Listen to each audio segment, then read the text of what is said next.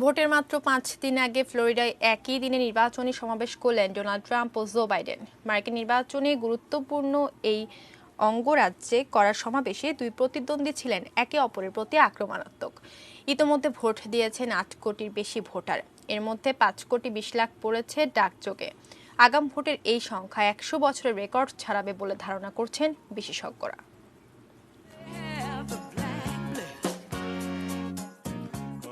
বৃহস্পতিবারের সমাবেশে সমর্থকদের উদ্দেশ্যে বাইডেন বলেন, ক্ষমতা আপনাদের কাছেই, তাই ফ্লোরিডাকে ডেমোক্র্যাটদের পাশে চাই।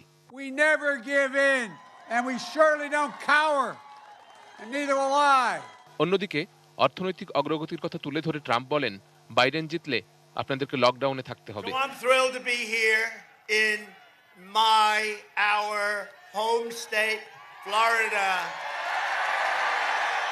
নির্বাচনী জনমত জরিপে বাইডেন এগিয়ে থাকলেও ফ্লোরিডায় তার কোনো আভাস মেলেনি। যদিও হোয়াইট হাউসের টিকিট পাওয়ার ক্ষেত্রে ফ্লোরিডার মতো অঙ্গরাজ্যগুলোতে জয় পাওয়া খুবই গুরুত্বপূর্ণ।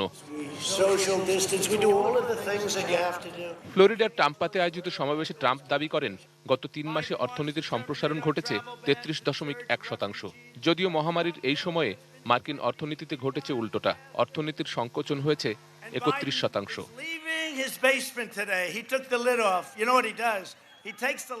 100 মিনিটের সমাবেশে উপস্থিত মাস্কবিহীন হাজার হাজার সমর্থকদের উদ্দেশ্যে ট্রাম্প বলেন, জো বাইডেনের পরিকল্পনা হলো লকডাউন জারি করে আপনাদের শাস্তি দেওয়া। তিনি বলেন, ইউরোপে সংক্রমণ বাড়ছে, তবে তাদের নেওয়া লকডাউনের পদক্ষেপের সাথে আমি একমত নই।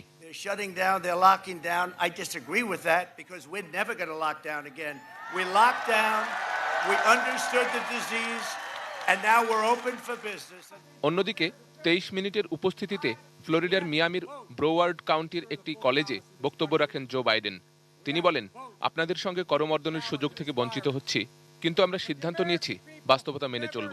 এ সময় স্বাস্থ্যবিধি মেনে ডেমোক্র্যাট সমর্থকদের অনেকেই গাড়িতে অবস্থান করেন, এজন্য তাদেরকে ধন্যবাদ জানান বাইডেন।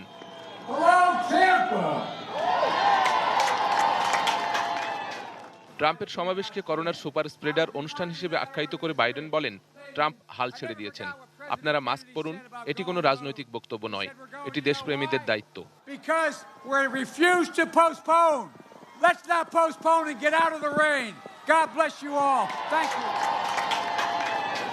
শেখ সালাম, ডেস্ক রিপোর্ট, এটিএন নিউজ।